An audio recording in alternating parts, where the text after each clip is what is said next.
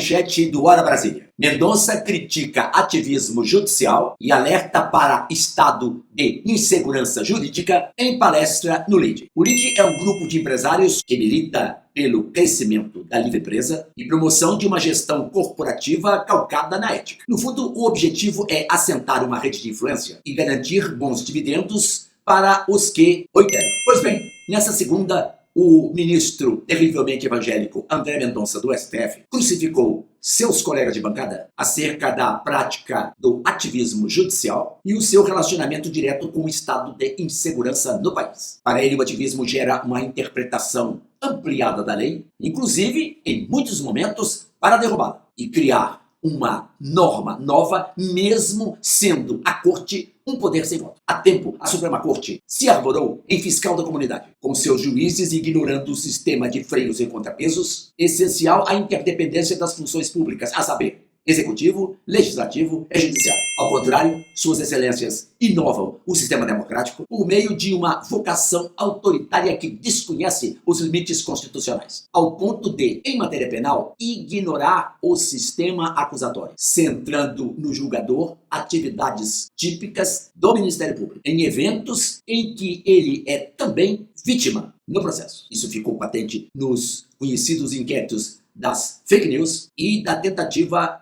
de golpe de Estado. Mendonça desancou decisões desrespeitosas aos contornos normativos, citando o caso do Marco Civil da Internet, quando o órgão legislou para determinar as plataformas a atuação preventiva diante de conteúdos ilegais, mesmo sem notificação judicial. Há muito se vê o estado de crise entre o constitucionalismo e a democracia, encimado por um estrelismo judicial sob a forma de extremada subjetividade ao ponto de interferir no dia a dia do governo para determinar políticas públicas e dirigir assuntos internos como indicações para cargos comissionados, o que beira a aberração institucional. Neste caminho, passamos a um governo de juízes, cuja autoridade clerical afina-se com o culto a semideuses ou imperadores, embora lhes falte legitimidade quanto a temas reservados às maiorias eventuais formadas pela escolha popular.